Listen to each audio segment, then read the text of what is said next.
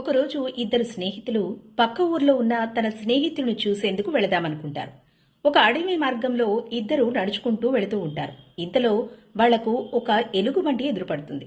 దానిని చూసి భయపడి పరిగెత్తుకుంటూ వెళ్లి ఒకరు చెట్టు పైకెక్కి కూర్చుంటారు. రెండవవాడికి చెట్టెక్కడం రాక ఏం చేయాలో తెలియక కిందే ఉండిపోతాడు. ఇంతలో ఎలుగుబంటి వచ్చేస్తుండటంతో కింద చనిపోయినట్టు పడుకొని నటిస్తూ ఉంటాడు. ఎలుగుబంటి వచ్చి అతన్ని స్మెల్ చూసి చనిపోయాడనుకుని అక్కడి నుంచి వెళ్ళిపోతుంది.